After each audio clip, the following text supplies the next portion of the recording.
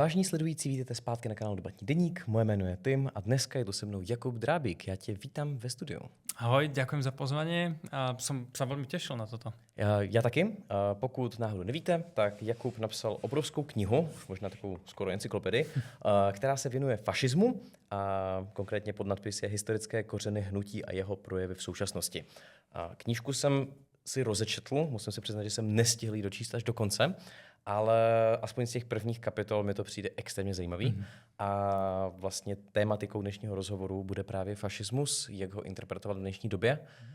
Nevím, jestli to víš, asi ne, ale já jsem psal svou bakalářskou práci přesně na tady to téma. Takže sice tam bylo několik zdrojů, který jsem vůbec neznal, ale to téma je pro mě docela blízké. A já jsem si nejdřív myslel, že budeme debatovat o těch definicích a my jsme dospěli k úplně stejnému závěru. Takže to bude v nějakém ohledu spíš taková diskuze, kde budeme rozebírat podle mě ty zajímavé dnešní neofašistické hnutí. Zároveň bych potřeboval divákům říct na úvod, že tohle video je sponzorované nakladatelstvím Epocha, za což jim děkujeme, protože tohle vyžaduje určitou míru přípravy, za což jim děkujeme. Takže kdybyste náhodou chtěli tuhle knížku si koupit a přečíst si to sami, tak určitě doporučuji, protože z mých zkušeností je to opravdu velmi dobrá odborná práce. Mně se těž dá dobrá. Jasně, ano, tak si to kupujte, utrácejte, kapitalismus je nejlepší. Tak, teď zpátky teda k fašismu. My jsme dva holoholoví muži, takže přesně experti na tohle téma. Já začnu asi tím, že ty hned na začátku v úvodu říkáš, že fašismus je extrémně náročný na definici. Proč je to tak náročné na definování? Tých dôvodov je obrovské množstvo. Jednak fašizmus je také dietko nacionalizmu. To znamená, že tak ako každý nacionalizmus v každej krajine je iný, tak aj ten fašizmus je iný v každej krajine. Iné uniformy, iné historické korene, kultúrne korene, geopolitika, všetko je proste iné. To je jeden zásadný problém. Druhý je, že je možné sa na ňo pozerať z obrovského množstva hľadisk, z psychologického, sociologického, ekonomického. Zároveň je taký pomerne tekutý. Keď sa bavíme, o socializme, máme Karla Marxa, máme jeho dielo Kapitál, vieme sa pozrieť na to dielo. Keď sa bavíme o liberalizme, môžeme sa pozrieť na Adama Smitha a ďalších, konzervatizmus, Burke a ďalší. Pri fašizme vlastne nemáme takúto kľúčovú prácu, na ktorú by sme sa mohli odvolávať. Samozrejme, nejaké diela tam sú, Mussolini niečo napísal, jeho ideológovia a podobne, ale nemáme nejaký základ. A zároveň je to, všetci vieme, že fašizmus je zlý, že spôsobil vojnu, neuveriteľné ľudské utrpenie, milióny mŕtvych, koncentračné tábory a tak ďalej. Takže bolo problematické aj pre bádateľov, ako keby, že nejakým spôsobom to uchopiť. Problém tých prvých definícií od 50. rokov, alebo teda vlastne už od 30. rokov, 20. možno, keď sa prvý začali snažiť definovať ten fašizmus rôzni ľudia, bolo, že sa na ňo pozerali z pozície nepriateľa alebo obete. A tak sa ťažko dopracujeme k fungujúcej definícii. Já s tebou extrémně souhlasím. Ty si dokonce na začátku vysvětloval a popisoval různé definice, ke kterým se snažili docházet v těch 50. 60. letech a vysvětluješ i proč jsou chybné. A za mě asi ta nejvíc vtipná je, když se někdo pokusí zadefinovat fašismus pouze jako ten, který byl v Itálii a všechno ostatní už fašismem nenazýváme, ale tam přesně přichází podle mě ten přístup, který mně se v té knize líbí, a to je, že nasloucháme těm konkrétním fašistům, co oni říkají. Takže když nějaký Čech, povězme i v tom období válečném, se prohlašuje za fašistu, tak posloucháme jeho perspektivy a z toho vyvozujeme, co ten fašismus může nebo nemůže být. Ja by som jednu takú veľmi drobnú, viem, že to je také nitpicking, ale podľa mňa neexistujú, že chybné definície. Sú len užitočné a menej užitočné. Okay. Že vlastne akákoľvek definícia v sociálnych humanitných vedách je, nedá sa povedať, že dobrá, zlá, chybná. Je proste menej a viac užitočná. V mém slovníku definice, která není užitečná, která špatně nevypustuje ten slovo, tak je chybná, ale to je jenom, jak já to vnímám, ale chápeme se. Co mi ale přijde extrémně důležitý, a to se asi budeme oba dva shodovat, je najít nějakou tu definici, aspoň nějakou, protože pokud ji nemáme, tak většina lidí ten pojem bude používat velmi zvláštním způsobem. Budeme potom si navzájem nadávat do fašistů a nefašistů. A mně se líbí, že ty vlastně v té knize docházíš k něčemu, s čím ty souzníš. Takže mohl by se teda popsat, co jak bys ty sám ten fašismus definoval svými slovy? Ja pri svojej definícii vychádzam vlastne z prác Rogera Griffina, oxfordského historika, politologa, ktorý prišiel v 90. rokoch práve s definíciou svojou, ktorú dnes objektívne vlastne väčšina skutočných expertov a ľudí, ktorí sa venujú fašizmu, používa. Nedá sa to vyjadriť, že 90%, 80%, ale objektívne proste väčšina, hlavne z tej mladej prichádzajúcej generácie, používa túto definíciu. Treba zároveň povedať, že nie je jediná, stále sú napríklad marxistickí historici, pracujú s úplne inou definíciou a podobne, ale tá, s ktorou pracujem ja, ktorá sa mi zdá najužitočnejšia, je tá, s ktorou prišiel Roger Griffin. A tá vlastne trochu zjednodušene vysvetľuje fašizmus ako ideológiu, ktorej definičné jadro, to ideologické jadro je postavené na teda idei, že národ je v úpadku, v kríze, kultúra dekadentná, politici skorumpovaní, hospodárstvo sa rozpadáva a podobne. A túto krízu sa dá zastaviť len tým, že príde radikálna očista národa od nepriateľov, ktorí spôsobili tento úpadok, túto krízu, a vytvorením nového systému, nového človeka ako takého. Čiže to je veľmi zjednodušená definícia fašizmu, s ktorou ja pracujem. Dalo by sa to povedať tak, že vlastne sú tam dva pojmy. Mýtus o znovuzrodení, to je tá idea, že treba očistiť národ a priniesť znova tie svetlejšie zajtrajšky, ktorý ale zaujímavé je, že toto je veľmi častý mýtus v ľudských dejinách. My máme keď sa pozrieme na náboženstva, na ľudské dejiny, neustále prichádzame s tým mýtom o znovuzrodení od renesancie cez hinduizmus a nirvánu a podobne. Takže to nestačí na definíciu. Musí tam byť aj tá druhá zložka, ktorá je ultranacionalizmus a ten je práve kľúčový v tom, že je to vlastne nacionalizmus, ktorý prekročil hranicu. Je to nacionalizmus, ktorý hovorí o národe ako o nejakej vyššej historickej, kultúrnej alebo rasovej entite. Podľa fašistov národ je živý, môže byť chorý, zdravý a tak ďalej. To proste žijúca entita a my všetci sme len súčasťou toho národa. Máme pracovať pre dobro toho vyššieho celku a tým pádom sa potiera úplne individualizmus. Preto ak počujem liberálny fašizmus, tak to vôbec nejde dokopy. Sú to dve ideológie, ktoré sú totálne proti sebe. Liberalizmus je o individuálnych ľudských právach, fašizmus potiera individualismus. Já jsem ve své bakalářské práci, když jsem se věnoval přesně tomuto tématu, tak jsem dospěl k úplně stejné definici. Mám pocit, že jsem necitoval konkrétně Rogera, ale nějak jsem se k tomu dopracoval jinak. Pointa ale je, zajímalo by mě, proč si dospěl přesně k tomuto. To znamená, i v knize popisuješ mnoho různých situací, jak se ten fašismus vyvíjí v různých zemích na různých kontinentech. Tak mohl by si ukázat nějaké konkrétní příklady, kde ti fašisté apelují na to národozrození nebo znovu zrození toho národa a zároveň jakým způsobem se tam projevuje ten ultranacionalismus. A právě zdůrazňuji, že to není jenom klasický nacionalismus, ale to překročení hranic, který popisuješ. Tá definícia vlastne mne sa zdala dobrá, pretože je práve, bavili sme sa o tom, že je to o počúvaní fašistov. Odborne sa tomu hovorí metodologická empatia a je to o tom, že keď chceme definovať akýkoľvek pojem, tak sa nemôžeme pýtať oponentov tej ideológie. Keď chceme vedieť, čo je feminizmus, musíme sa pýtať feministov, feministiek, nie ich oponentov, pretože nám z toho vyjde veľmi pokrivená definícia. A s tým prišiel vlastne aj Roger Griffin, profesor Griffin v 90. rokoch, kde začal on študoval vlastne nemeckú a francúzsku literatúru, takže vie naozaj francúzsky, nemecky výborne. Má manželku z Talianska, takže vie aj taliansky výborne a zároveň je z Británie, takže angličtinu v pohode. Takže on si začal čítať, čo vlastne tí fašisti hovorili a písali v 4 jazykoch a všimol si, že vlastne každé jedno z tých hnutí hovorí to isté. Sú tu nejakí nepriatelia, ktorí spôsobujú krízu toho národa. My potrebujeme obrodiť, očistiť ten národ, znovu zrodiť a vrátiť sa k tým slávnym zajtrajškom. Ak mám dať k tomu jeden príklad, asi najlepší príklad bude nacistické Nemecko a aj trochu kontroverzný, pretože stále v tom prostredí hlavne internetových komentárov je vidieť, že ľudia sa snažia robiť rozdiel medzi fašizmom a nacizmom. Rozdiely tam sú celkom zásadné, ale stále nacizmus je forma fašizmu. Je to nemecká forma fašizmu. Znovuzrodenie v množstvom vecí. Hitler dostal sa k moci na základe toho, že vlastne začal hovoriť vo veľkom o kríze a ten nepriateľom, ktorý spôsobil tú krízu, boli Židia. Keďže naozaj po veľkej hospodárskej kríze v roku 1929 naozaj došlo k tej kríze v Nemecku, začalo to rezonovať, to, čo hovoril, ľudia si ho zvolili.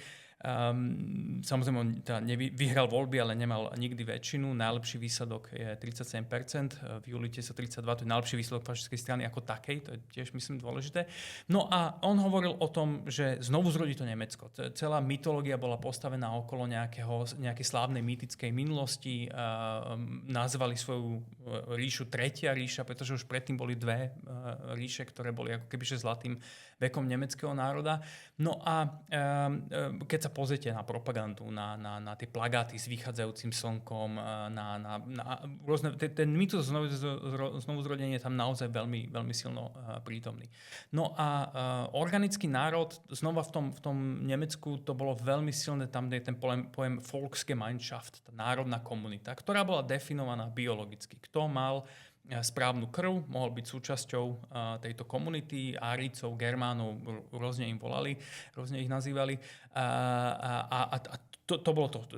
Nemali ste vytrčať spoza toho, preto tak milovali tie norimberské zjazdy, obrovské pochody v uniformách a takú tú proste uniformitu, pretože to bolo práve vyjadrenie nemali ste ten nový človek, nový nacistický človek, nemal existovať ako individuum, liberálne s pluralitou názorov a podobne, mal byť súčasťou väčšieho celku. Oni hovorili častokrát o tele, používali metafory tela, Volkskörper, národné telo.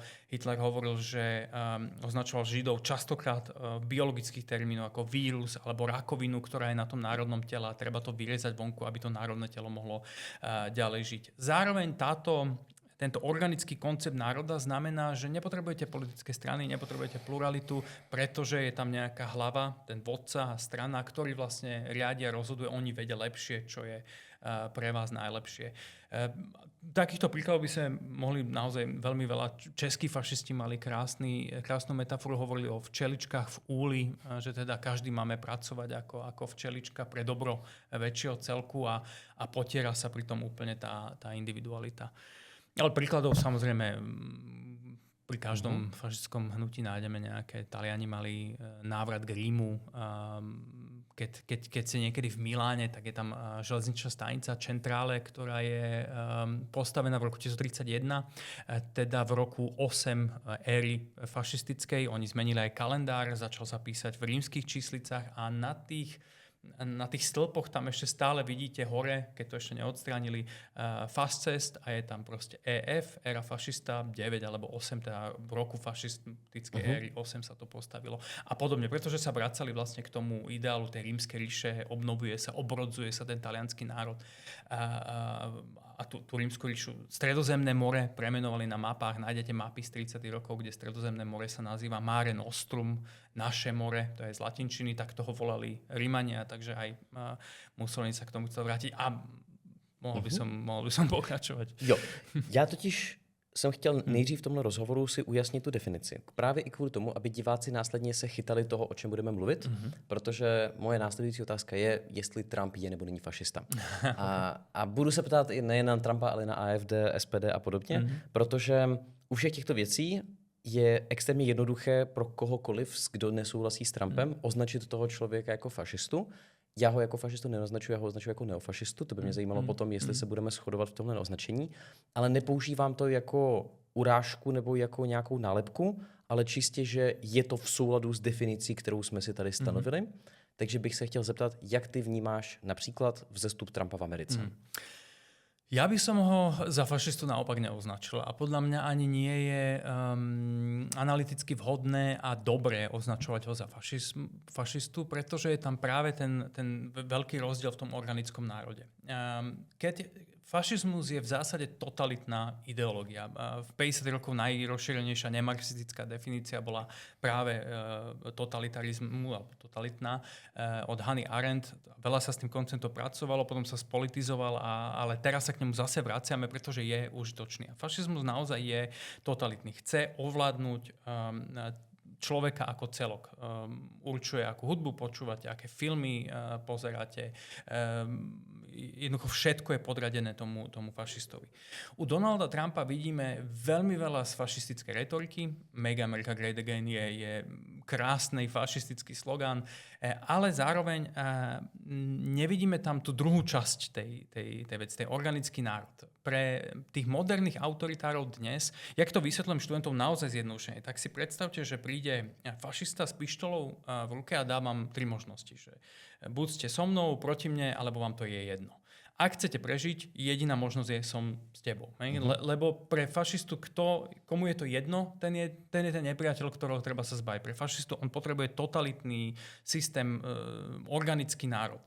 Ak ale príde autoritár, moderný, radikálne pravicový ako Donald Trump, ak odpoviete, že som s tebou, alebo mi je to jedno, aj mi je to jedno je pre neho OK. Pretože on nepotrebuje mať za sebou celý národ. On potrebuje vyhrať väčšinu hlasov. Vlastne Donald Trump nepotrebuje väčšinu hlasov. Mu stačí, myslím, 12 alebo 13 štátov kľúčových vyhrať a je prezidentom. To je rozdiel medzi tou minulosťou a tou súčasnosťou podľa mňa.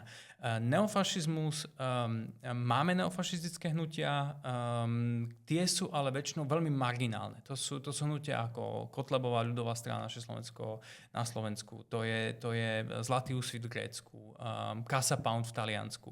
Ale to sú väčšinou maličké marginálne hnutia, ktoré môžu byť nebezpečné z viacerých dôvodov, ale to, čo vidíme vo svete dnes a čo je najväčším ohrozením liberálnej demokracie, je práve populistický, xenofóbny populizmus pravicový, ktorý je vlastne skôr v tej skupine radikálnej pravice. Keď sa pozrieme na tie definície, tak máme veľkú skupinu krajná pravica, a tá sa delí na radikálnu pravicu a extrémnu pravicu. A fašizmus spadá do extrémnej pravice. Rozdiel je v tom, akým spôsobom sa pozerajú na demokraciu. Pre extrémnu pravicu a fašizmus, neofašizmus, neonacizmus, nacizmus ten odmieta demokraciu absolútne. Žiadna demokracia nemôže existovať. Ale pre radikálnu pravicu oni bojujú proti liberálnej demokracii, ale demokracia je pre nich v podstate v zásade nemajú nič, nechcú ju odstrániť. Chcú ju len upraviť tak, aby sa udržali pri moci. To je obrovský rozdiel a to je rozdiel, ktorý ja vidím aj medzi Trumpom a fašistom. Proste pre neho je mu jedno, čo za filmy budú Američania pozerať. On potrebuje byť pri moci. To isté je prípad Orbána. Myslím si, že aj Putina, ale nie som odborník na ruské reálie a ako z môjho pohľadu vyzerá, že nie je fašista, ale tá vojna a vôbec tá invázia na Ukrajinu môže radikalizovať ho natoľko, že sa to premení. To je ďalšia vec, ktorá je pri tých moderných neofašizmoch veľmi zaujímavá, je, že oni nie sú statické a vyvíjajú sa. Keď sa pozrieme napríklad na výborný príklad je Jobbik v Maďarsku ako hnutie, ktoré začalo ako naozaj neofašistické hnutie par excellence s kompletným balíčkom ideológie, dokonca aj s antisemitizmom. Gábor Vona, líder hnutia v 90. rokoch, dokonca písal predhovory k maďarským prekladom fašistických prác Ezru Pounda a ďalších. Juliusa Evolu písal preklad a tak ďalej. Ale toto hnutie sa postupne vlastne premenilo na v podstate stredopravicovú stranu. Gábor Voda odišiel, tá dvojka v strane, taký známy antisemita, zistil, že jeho babička zomrela v koncentračnom tábore, pretože mal židovské korene, takže odišiel do Izraela a je z neho dnes naozaj radikálny sionista, že úplne otočil. No a tá strana vlastne stratila túto aj Orbánovým pričinením, ktorý vlastne vykladol tieto témy tejto strany, tak sa stala stredopravicovou úplne normálnou stranou. A toto vidíme pomerne často, že tie strany sa menia dnes z neofašistických na iné. Ale aby som sa vrátil k tej otázke, myslím si, že Trump nenaplňa definíciu fašizmu a myslím si dokonca, že to, čo vidíme u Trumpa, je o mnoho nebezpečnejšie než fašizmus. Tak já jsem teda nečekal, ale nakonec to možná do té debaty sklouzne, protože nesouhlasím s tím, co říkáte, nebo co říkáš, my jsme se nějak potykali asi. A já teda na začátku vysvětlím, co myslím tím pojmem neofašismus, protože s tím tak operujeme zatím vágně. Mně se extrémně líbila práce, ne, že bych s tím souhlasil, ale že to velmi jasně vysvětlil ten pojem, od italského fašisty Mauriciho Bardesche, nevím, jak se správně čtem. Francouz. Asi jo. A on byl součástí toho italského nového hnutí. kde on popisoval, co je ten spirit toho fašismu. A on vysvětloval ve své práci, ve své knize, že bychom měli jako fašisté se změnit naší strategii. To znamená, že fašismus už nemá šanci se prosadit skrz klasické demokratické volby, prostě nikdo nás nezvolí, takže musíme změnit kabát a necháváme stejné ideály, stejné principy, jenom je takhle neprezentujeme. Takže já si definuji neofašismus nebo neofašisty jako lidi, kteří splňují svým chováním a svými ideály a cíli právě tu definici fašismu, ale skrývají to do míry, kterou jde. A z toho, co jsem se koukal, tak je to něco, s čím vlastně pracuje ta odborná komunita. Takže já když říkám, že Trump je neofašista, tak ze mě vlastně dostávám se do bodu, kde já musím vysvětlit, proč on splňuje ty definiční podmínky. A my se shodujeme na tom, že splňuje to národozrození, ale teď, co se týče toho, ty říkáš, že je to kvůli tomu, že on nesplňuje za prvý, že nezakazuje filmy a podobné věci. Jo, přijde mi, že do té kultury extrémně zasahuje. To znamená, že to, že se zakazují knihy o LGBT, to, že všechny ty otázky migrace, to, že ze začátku myslím, že spolu s Elonem Muskem kritizovali dokumenty neziskovky, které pomáhaly migrantům, kteří se dostávají do Ameriky, tak už je to úplně jiný typ nepřítele, než byli Židé. Ale jak jsme se bavili na začátku, je úplně jedno, kdo je ten nepřítel, proto abychom si stanovili fašistu. On to může být technicky vzato i, že jo, jak jsi říkal ve své přednášce, izraelský fašista, který nenávidí Palestince. Tak tady mi přijde, že ta myšlenka té společenské degenerace a degradace v důsledku LGBT komunity je něco, co velmi jasně ukazuje na tu ultranacionální myšlenku, že ten národ se kazí v důsledku této propagandy. Zároveň mi přijde, že u něj neplatí, že by to byl, jakoby, jak to říct, jenom oportunista ve smyslu, že by chtěl získat tu politickou moc. On i těma prostředkama, který je získává, tak jsou jasně nedemokratické. Takže celá otázka January 6, to, jakým způsobem on se otočil proti Mikeu Penceovi a těm institucím, tak je za mě jasným důkazem, že je to prostě katastrofa. A teď v Americe, a řekl bych, že i v Česku, možná někteří lidi, kteří poslouchají ten rozhovor, tak jsem slyšel mnoho různých protiargumentů, že Trump to přeci nepodněcoval, případně, že to nebylo tak hrozný. Kdykoliv jsem se těm argumentům věnoval, tak mi docházelo, že se fakticky pletou. To znamená, že za předpokladu, že to, co se stalo na tom January 6, co se píše v těch médiích, je opravdu pravda, a soudy to i potvrzovaly, tak mi přijde, že jasně narušuje ten standardní demokratický ideál, přichází k tomu totalitárnímu smýšlení, splňuje ty podmínky, které tu máme stanovený, akorát se jenom na toho fašistu nenazývá. Takže v tom chvíli mi to přijde jako jasný argument, že je to neofašista. Nesouhlasíš, ale? Ja osobne nesúhlasím, ale tvoj postoj je ako keby, že našlo by si množstvo odbornej literatúry a veľmi dobrých historikov, ktorí práve tvrdia to isté, čo ty Paxton posledne, ktorý tiež tvrdil, že Trump nie je fašista a po 6. lednu vlastne zmenil názor a hovorí tiež. Môj ako keby, že problém tu zásadný je práve ten postoj k demokracii. Je rozdiel, keď chcete demokraciu odstrániť a rozdiel, keď chcete demokraciu vyprázdniť. Keď chcete ovládať inštitúcie, že fašista skutočne, tak ako mu ja rozumiem, je človek, ktorý potrebuje mať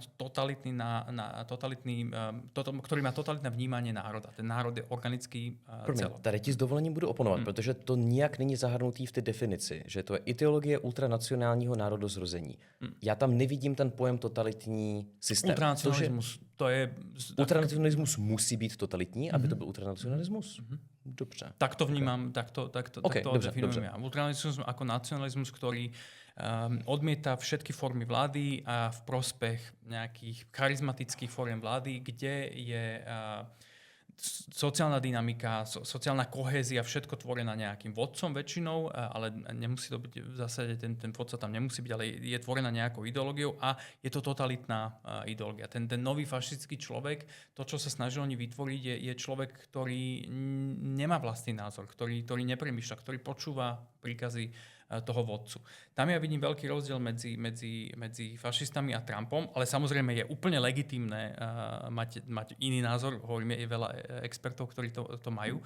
Ale fašista, ktorý sa raz dostane k moci, ju neodovzdá. Trump bol prezidentom od roku 2016 do roku 2020. Ten 6. leden je naozaj veľmi silný argument, ale v zásade sa nič nestalo. Moc prešla plynule do To rúk jo, Bidena. ale to jenom kvůli tomu, že ty instituce se ubránily, ne kvůli tomu, že on sám by nechtěl to získat. Už teď že koketuje ohledně toho, že by chtěl bych třetí volební období, který nejspíš nezíská kvůli senilitě, ale v praxi, kdyby byl o 10 let mladší, tak on si vymyslí podobné argumenty jako Putin v Rusku.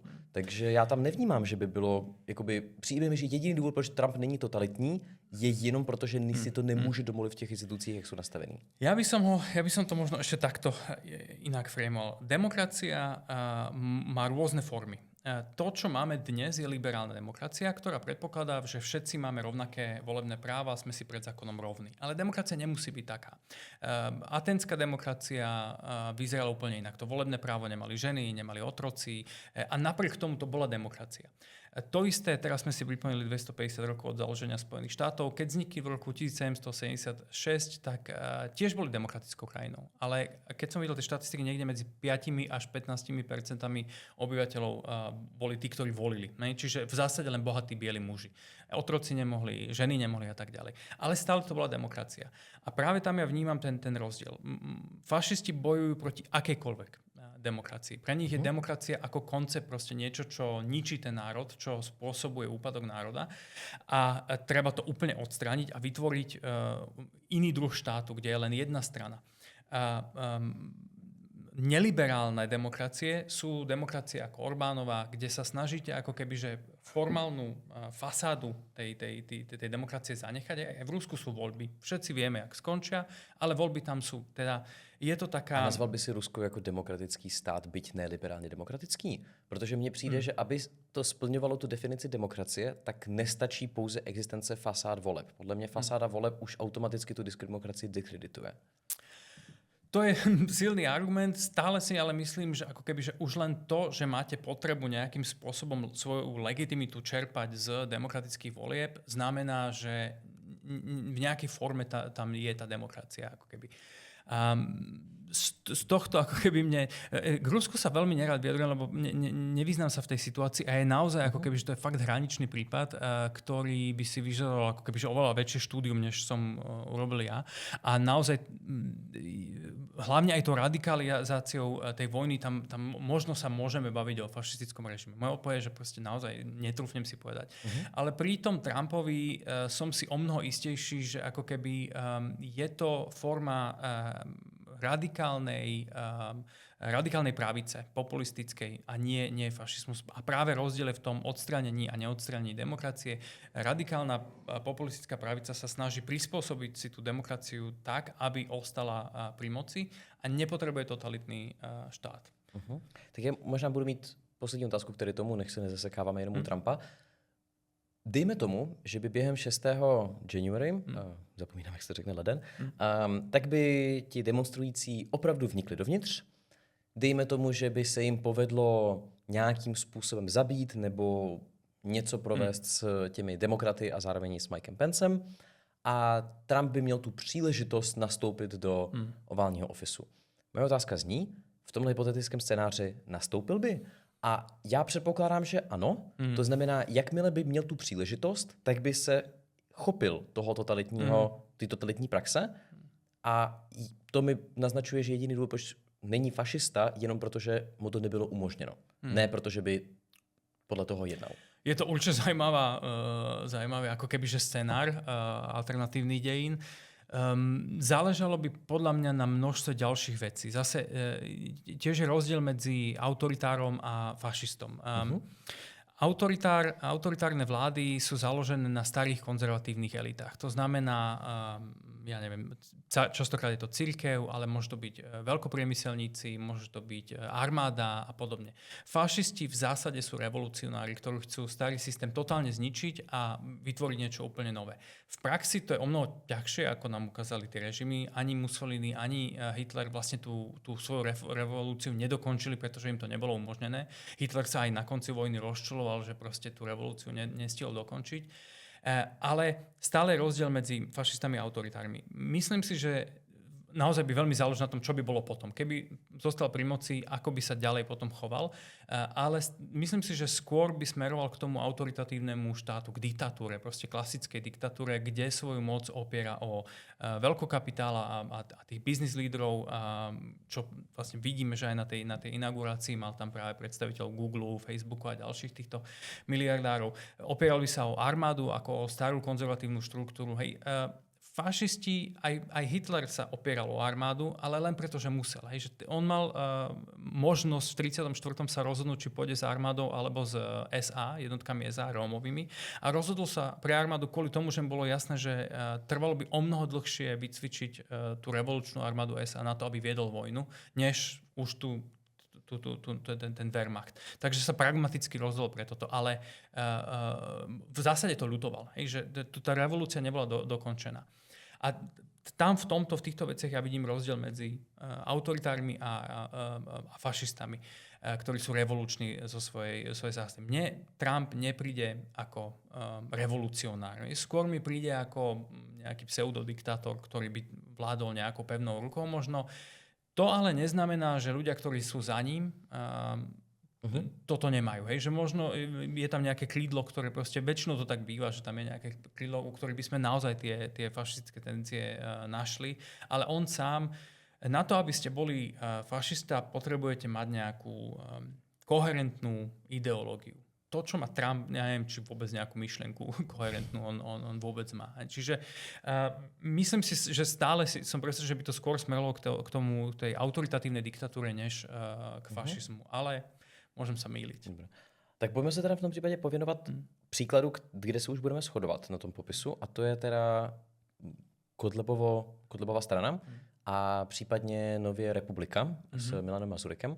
A ty si mi říkal, že jsi byl soudní znalec při souzení právě Kotleby, když podával čeky v hodnotě 1488.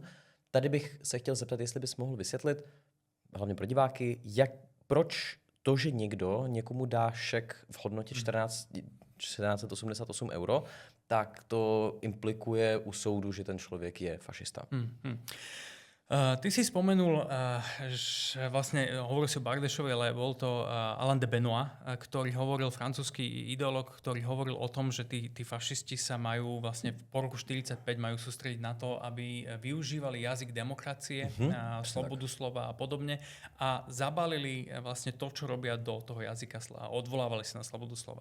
Tam je tých ideológov viacej, veľmi zaujímavý bol Julius Evola, ktorý písal o jazde na tigrovi, demokracia je tiger, my fašisti sa nemáme nechať zožrať tým tigrom, máme na ňo vyskočiť a jazdiť na ňom dovtedy, kým ho neunavíme, potom ho zavraždíme. A tým práve myslel to používať demokratické spôsoby boja, používať slobodu slova a argumenty o tom, že my sa len pýtame nepríjemné otázky, my len robíme výskum, my sa pýtame, či holokaust sa naozaj stal a či to naozaj bolo 6 miliónov, to je všetko v poriadku. Takže toto je ako keby, že ten základ, ktorý fašisti robia. A do tohto sa to vyvinulo, že, a to je zase argument, prečo si myslím, že je rozdiel medzi fašizmom a radikálnou pravicou a prečo je nebezpečné každého označovať za fašistu. My vieme fašizmus identifikovať a vieme, čo s ním máme robiť. Kotleba je jeden príklad, kde bol odsúdený na 4 roky, 4 mesiace, pretože bolo jednoduché ho identifikovať ako fašistu.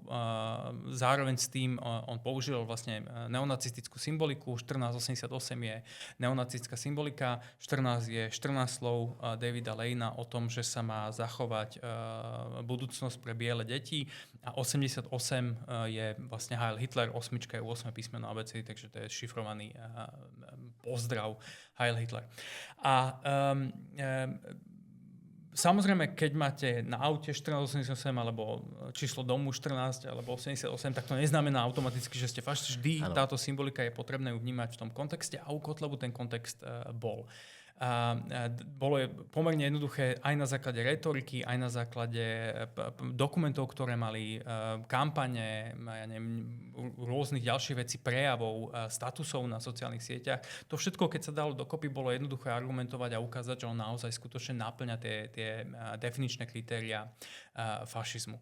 Takých hnutí nie je veľa a môžu byť nebezpečné a v tom je, prečo je fašizmus, ten skutočný fašizmus naozaj nebezpečný, je v tom, že prináša do tej mainstreamovej politiky, hlavnoprúdovej politiky fašistickú retoriku, fašistické spôsoby vyjadrovania, tú ideu toho nejakého nepriateľa, ktorý nám škodí a ja neviem, vôbec ten slovník ako paraziti a podobne, ktorí priniesli tí Kotlebovci. Zároveň môže byť nebezpečný tým, že na individuálnej úrovni dokáže sfanatizovať jednotlivca, ktorý potom môže proste urobiť nejaký teroristický čin. Príkladom máme zo sveta viacero. Ale bolo to vlastne výnimočné ako keby, že hnutie, veľmi zaujímavý vedecko-výskumný príklad, ale výnimočné v tom, že vlastne ukazuje, podobne ako Zlatý úsvit v Grécku, že za istých okolností aj skutočne fašistické hnutie môže v dnešnej dobe dostať sa do parlamentu a mať reálny vplyv a reálnu nejakú čiastočne moc. Ale stále je to, podobne ako aj Zlatý úsvit, tuším, teraz tí hlavní predstavitelia sú vo väzení. Kotleba bol odsúdený, aj keď do väzenia nikdy nešiel, ale to je skôr otázka na slovenské súdnictvo a nie na tú definíciu. V Británii máme National Action, neonacistickú stranu, ktorá tiež bola rozpustená, predstavitelia sú vo väzení a tak ďalej. My vieme identifikovať fašizmus, vieme, ako s ním naložiť, vieme s ním bojovať. Problém je to, čo je republika. Ja si nemyslím, že republika je fašistická. Alebo teda zatiaľ nič z tých programových dokumentov a retoriky, ktorú majú, nenasvedčuje tomu, že by boli. Dávajú si na to buď extrémny pozor, alebo sa zmenili tam ako keby... A jestli to chápu správně, tak ty by si označil tu Kotlebovou stranu za fašistickou? Nebo neofašistickou. Okay. Tak v tom případě tam mi to dělá problém, protože Mazurek, případně Uhrík, tak ti byli součástí Kotleby, oni byli blízcí přátelé, znali jeho pravý názory a tak dále. Kotleba, Mazurek, pokud se nepletu, tak psal, že statusy o tom, že nemá rád ty holokaustové pohádky o 6 milionech mrtvých židů a mýdlech a podobně. Takže tam mi přijde nejpravděpodobnější vysvětlení, že on pouze skrývá ty svoje názory a namísto toho, aby se vyjadřoval o židech, případně o těchto skupinách lidí, které jsou mnohem jednodušší asociovaný s fašismem, tak se tímto způsobem vyjadřuje vůči migrantům a vyjadřuje se vůči LGBT komunitě. Takže já tam opět nevidím důvod, proč ho zprostit toho názvu, jako té hranice neofašismus, jenom kvůli tomu, že to není tak jednoznačné, jako kdyby útočil na židy. Protože kdybychom do Mazurekových projevů, případně jeho argumentace a zároveň i zákonů, který chce navrhovat republika, bychom nahradili tato slova slovem židy, tak bychom už měli automaticky jasný fašistický hnutí, takže já kvůli tomu bych to nazval neofašistický. Tam ani nejde o ten holokaust, popieranie holokaustu z vás ešte nerobí fašizmu. Milan Mazurek mal vyjadrenia, kde otvorene hovoril o znovuzrodení, o obrodení národa, o svetlejších zajtrajškoch, že tam to bolo jasne identifikovateľné. Problém tu je, že áno, môžeme veriť, že sa nezmenil, že tá retorika len je proste skrytá. Na to viacerí bádatelia vlastne poukazujú, že ten moderný neofašizmus sa skrýva. Kaz Mude, holandský politolog, hovorí o frontstage a backstage, aj o javisku a o tom zákulisí, že teda na javisku hovoria niečo, v zákulisí niečo úplne iné. A takýchto podobných analytických prístavov máme plno. Môj problém s tým je, že keď ste pred súdom a máte nejaký proste databalík, dataset tých jeho výrokov, toho, čo hovorí a začnete to analyzovať, nevychádza z toho, nenaplňa definičné kritériá fašizmu. Či on v skutočnosti je, alebo nie je, my nedokážeme posúdiť, pretože do hlavy mu nevidíme. A prax je taká, že sa hodnotí to, čo z neho vyšlo von, to, čo je na tom javisku a tým sa pracuje. Že ako bádatelia nemáme inú možnosť len analyzovať toto. Souhlasím. A tak se v tom případě zeptám, co jsou teda to chování, který Mazurek, případně Uhrík a další vykazují, které pro tebe jsou ty nejblíž té hranice, jo, tohle je neofašista, A zajímalo by mě, jestli u těchto příkladů bych já řekl, že pro mě tu hranici to naplňuje, anebo jo, přesně, co by byly ty příklady.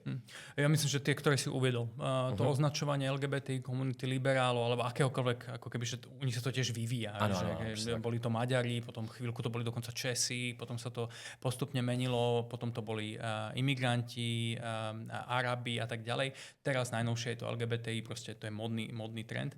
Takže to je najpodstatnejšie a tým sa najviac približuje k tomu fašizmu, k tomu vymedzeniu, že je tu nejaký nepriateľ, ktorý nám škodí a treba ho odstrániť. To je veľmi fašistické a ja nerozporujem, že tam sú fragmenty toho fašizmu, len to nenaplňa úplne tú definíciu tak, ako ja rozumiem tomu fašizmu. A tým, ako keby, že veľa ľudí má pocit, že ako keby, že som to obhajoval, že nie sú fašisti a zjednodušoval. Ale ja si myslím, že to je presne naopak. Tým, že to nemôžeme označiť za fašizmus, je to ešte nebezpečnejšie, pretože dnes najväčším nepriateľom alebo ohrozením liberálnej demokracie nie je fašizmus, ale neliberálna demokracia.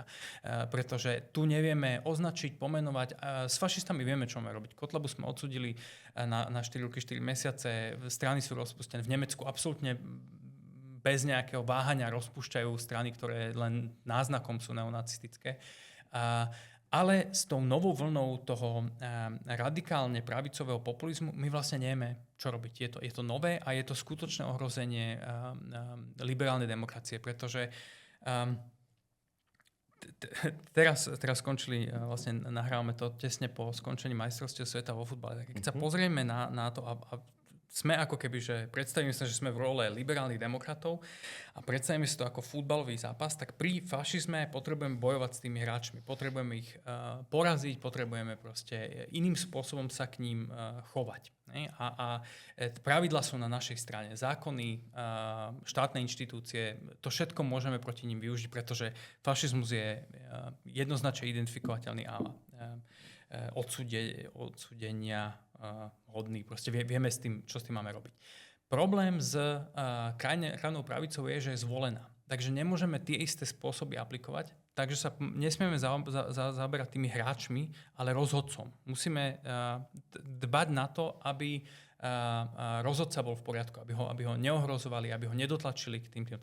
Čo tým myslím sú chrániť inštitúcie, nezávislosť súdov, verejnoprávnych médií. Tá diskusia na Slovensku, verejnoprávne médiá sú v katastrofálnom stave. Túto tiež diskusia prebieha. Toto je kľúčový boj medzi liberálnou demokraciou a krajne pravicovými autoritárnymi alebo poloautoritárnymi režimami.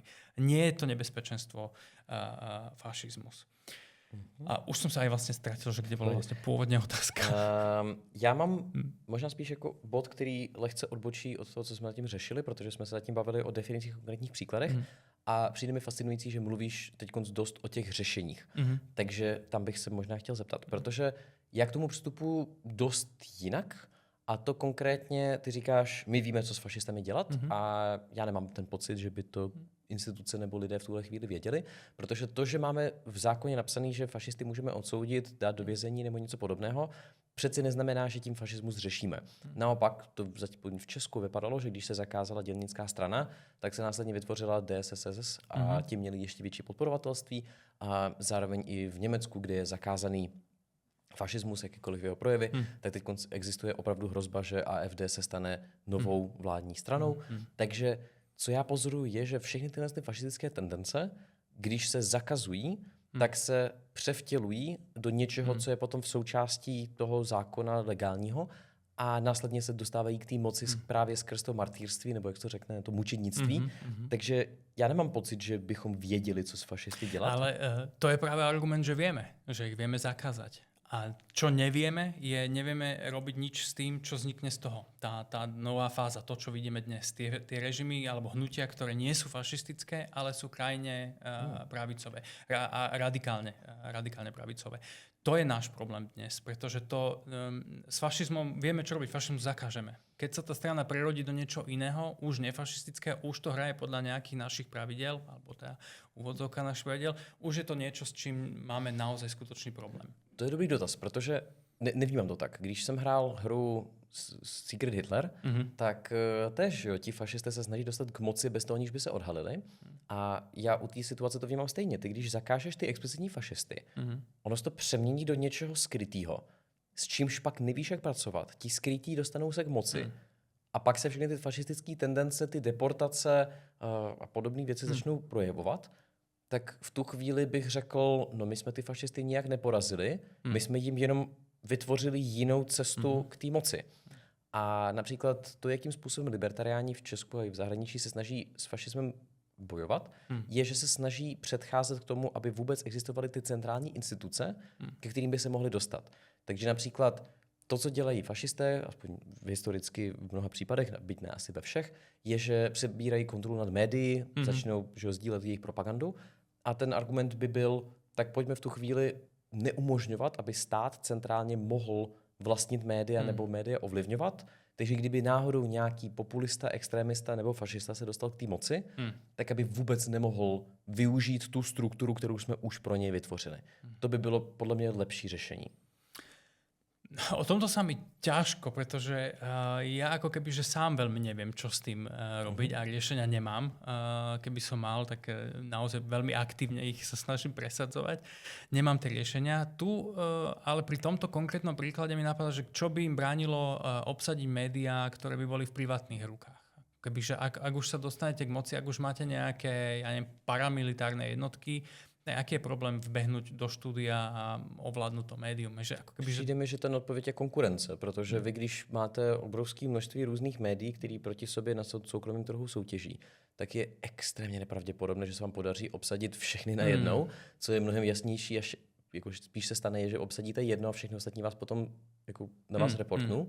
Zatímco pokud vy ovládáte úřad, který zároveň kontroluje všechna média, můžete udělat regulaci, která říká, nesmíte teď zveřejňovat toto, případně kontrolujete, že jo, veřejnoprávní média, převedete je do státní sféry a už máte jasný zákon, tak v tu chvíli mi přijde, že ten proces je tak 1000krát jednodušší pro jakoukoliv kontrolu.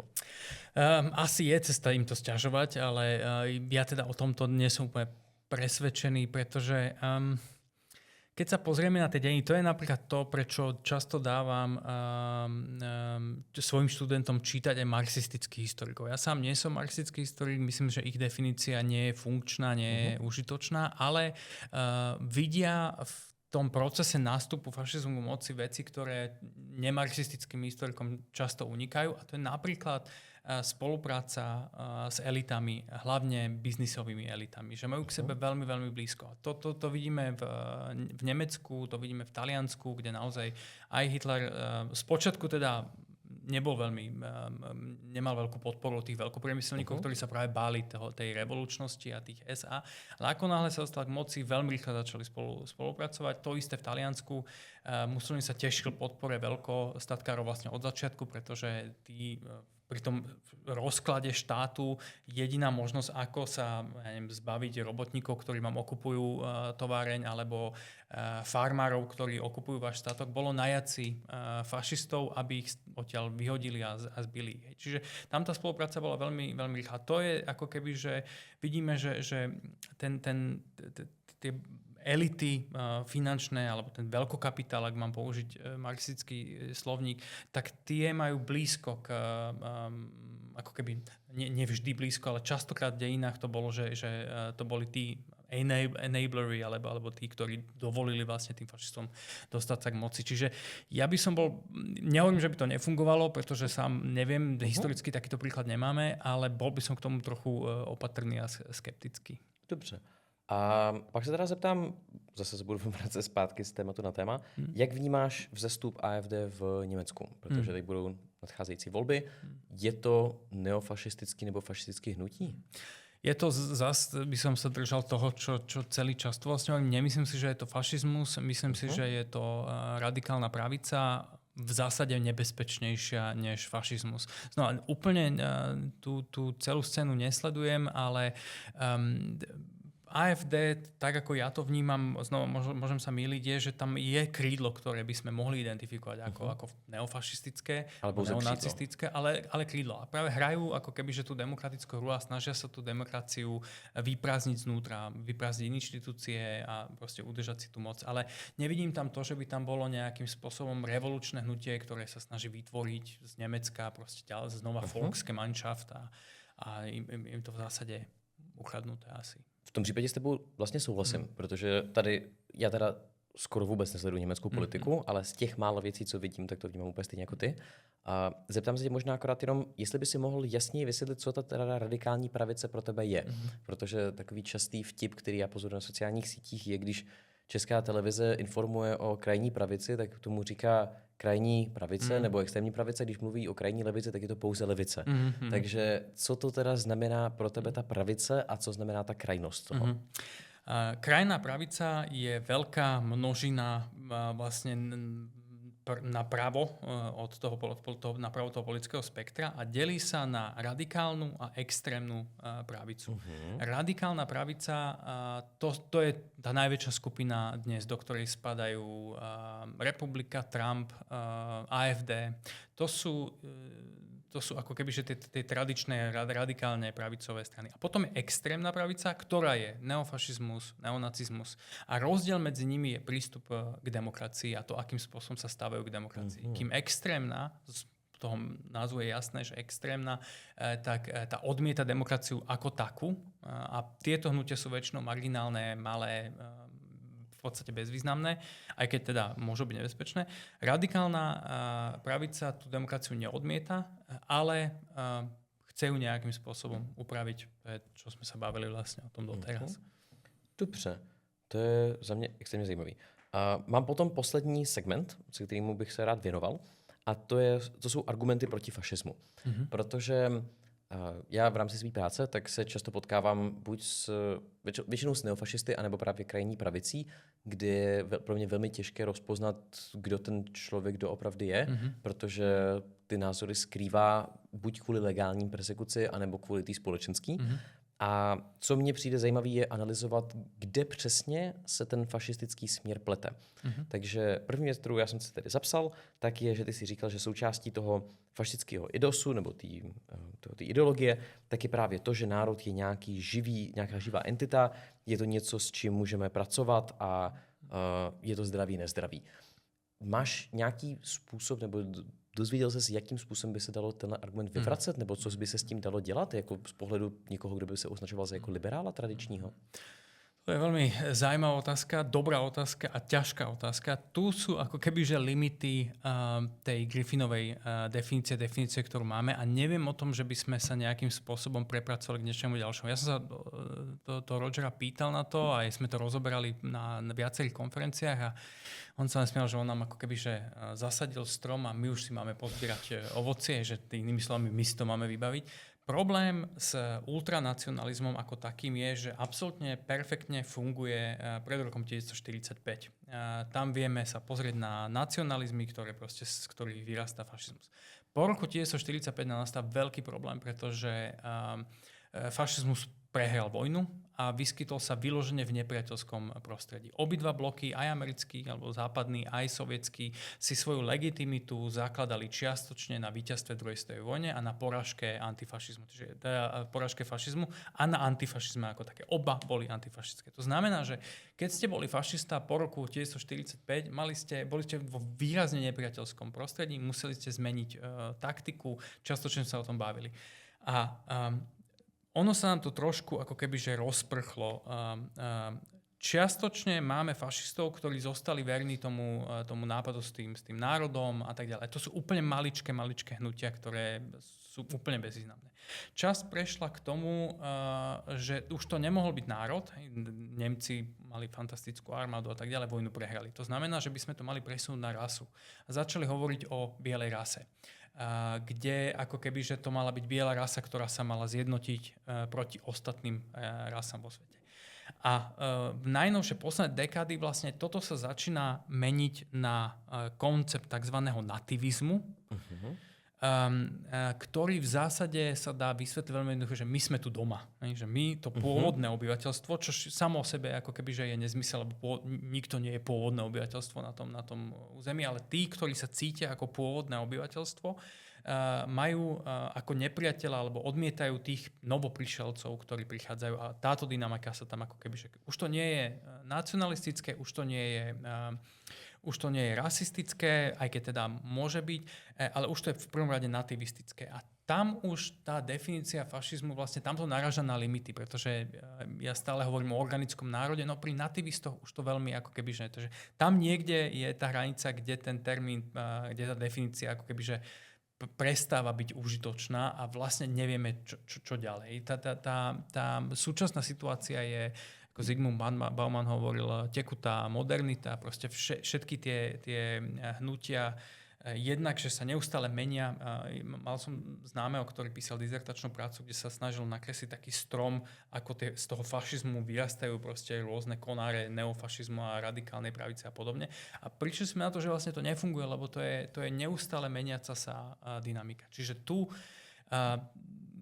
neviem lepšie na to odpovedať, len že tu niekde narážame na limity vlastne tej definície. OK. Protože já třeba jsem teď nedávno viděl příspěvek, kde na internetu je nějaký pár, je to Černoch a Běložka, myslím, že on je z nějaké africké země a ona je z Dánska nebo od někud podobně. A samozřejmě ty komentáře, které jsem četl, tak bylo zničili jste celou bloodline nebo zničila si celý tohle. A pro mě stejně jako tento argument genetický, tak je ten nativismus vůbec nedává smysl, protože já vůbec nerozumím, proč by mělo záležet na těchto kritériích. A já jsem se debatoval s některými lidmi, kteří jsme to snažili vysvětlit, ale nikdy mi ten argument pořádně neuchytil, protože mi nepřišlo, že to měli racionalizovat. Tušíš, co oni se snaží tímto říct? Jako proč je pro ně tak podstatné, aby na tom území byli ti původní obyvatele, případně aby se zachovávala ta genetická linie, kterou ten člověk má? Ja si myslím, že je to skôr zástupný problém nejakých vnútorných problémov, ktoré majú títo ľudia. Ale je tu zaujímavý moment, pretože hovoríš, že sa to nedá racionalizovať. No práve o tom je fašizmus. Fašizmus nie je ideológia založená na nejakom racionálnom premýšľaní. Hovoril som hneď na začiatku, sme sa bavili o tom, že nemá vlastne svoje dielo, z ktorého by vychádzal. Nemá argumenty, tak ako majú socialisti, konzervatívci. Každý z týchto ideológií má svoje argumenty, prečo je najlepší spôsob fungovania štátu ten, ktorý oni presadzujú. Fašisti nejaké argumenty majú, vedeli by sme sa baviť o nejakom korporátnom štáte a podobne, ale v zásade je to ideológia, ktorá je založená na emóciách. Keď poviem, že národ je v kríze, to sa nedá objektívne dokázať. My to nevieme, možno v ekonomickej oblasti to vieme, ale keď poviem, že kultúra je dekadentná, no niekedy aj Da Vinci asi sa zdal niekomu dekadentný, alebo ja neviem, Kandinsky bol dekadentný. A tak v každom období nejaká kultúra je dekadentná. Keď povieme, že národ upadá rasovo, rasizmus je nezmysel. Jedno z prác, ktorú mám, je, že píšem heslá pre encyklopédiu, kde naozaj musí to heslo byť naozaj vynikajúce, precízne, presné a pri rasizme sme vlastne nevedeli definovať rasizmus, pretože je to nezmysel. Takže sme to definovali ako konštrukt, proste ako vnímanie nejakej rasy. Vy nedokážete biologicky rozlišiť človeka. Keď niekto biely a potom sa opáli, tak už je iná rasa. Že proste je to nezmysel. A na tom je fašizmus založený, na emócii, na strachu z niečoho nového, na nenávisti. A tá nenávisť je podľa mňa skôr vychádza z nejakej vnútornej frustrácie z něčeho jiného, je to zástupný problém. Tady bychom se extrémně epistemologicky neshodli, jakože co přesně znamená vycházet z něčeho, ale to asi do téhle debaty určitě nepotřebujeme jít. Zajímalo by mě, kdyby si ty teď mluvil s někým, kdo by byl otevřený fašista, jaký argument by si ty použil jako ten hlavní, proč, nebo ve snaze přesvědčit toho člověka, že se plete? To je dobrá otázka. V zásade asi by sme sa normálnym spôsobom, asi by som sa snažil mu vysvetliť proste to, že tá ideológia, ktorú zastáva tá predstava toho, že je tu nejaký nepriateľ, ktorý nám škodí, je nezmysel. Aj v zásade v tejto základnej idei fašizmu je vlastne cesta k koncentračným táborom, plynovým komorám, hrobom masovým. Že je to nenávistná ideológia vo svojej podstate. A toto, chápem, že asi by ma vysmial, ale toto by som sa snažil vysvetliť, že vlastne je nezmysel. Toto vyhradzovanie a rozdeľovanie na my a oni, my, tí dobrí, oni, tí zlí, je vo svojej podstate proste nezmysel. Asi takýmto spôsobom. Zároveň myslím si, že s fašistami, skutočnými fašistami sa treba rozprávať a čo je zanedbané, je poskytnúť im cestu von. Častokrát tiež som mal možnosť sa baviť s viacerými. Sú to treba chalani, ktorí nejakým spôsobom našli si nejakú partiu, do ktorej zapadli a potom je už extrémne ťažké sa dostať von z toho. Aj keď oni možno samotní neveria tým ideám alebo nie sú úplne presvedčení o tom, že proste rasizmus a podobné veci, ale je veľmi extrémne ťažké dostať sa vonku z toho. To je zároveň ako keby zaujímavé, že aj pri tých fašistických hnutiach a stranách väčšina členov nie sú fašisti. Napriek tomu, že máte PNF, Partito Nazionale Fascista, že máte odznak fašistický, ešte to neznamená, že ste fašista. To isté pri NSDAP. Väčšina členov neboli nacisti. Tí nacisti boli, tak ako ja tomu rozumiem, bola tá elita, ktorá vytvárala ideológiu, ktorá to celé viedla, propagandisticky, ideologicky a tak ďalej. Takže aj dnes v tých neofašistických hnutiach máte tam nejakého jedného ideológa, dvoch ideológov, ktorí sú naozaj presvedčení, fanatickí, revolucionári, revoluční nacionalisti. Zvyšok sú ľudia, ktorí z rôznych dôvodov sú v to. Môže byť im sympatické tá idea, môžu byť presvedčiví rečníci, môžu byť, že tam majú aj manželku, alebo proste otec je v strane, tak aj ja som v strane a podobne. Ale potrebujem im ukázať nejakú cestu von z tohto. Fašizmus nezmizne nikdy, je to idei sa nedajú zabiť, ale dá sa limitovať natoľko, že vlastne sa stane škodným. Dobrá. Já už nemám asi další dotazy. Spíš se zeptám tebe, jestli tě napadá něco, co by si rád shrnul divákům nebo řekl ke konci tohoto rozhovoru. No, asi, aby neboli fašisti, to je, myslím, že jsme prešli toho dost veľa. Dobrá, tak já ti moc krát děkuji, že jsi přijal pozvání. Děkuji nakladatelství Epocha za sponzorování tohoto videa a všem doporučuji, pokud se chcete dozvědět mnohem víc toho o dějinách fašismu, o různých hnutích, tak nakoupit si tuhle krásnou, nevím jestli knihu nebo učebnici, co je lepší popis? Monografie, tak já ani tohle slovo neznám. Tak v tom případě se určitě doporučuji najít v obchodech a příjemné čtení vám všem. Děkuji za sledování tohoto pořadu. Ďakujem aj ja za pozvanie a všetko dobré. Děkuji.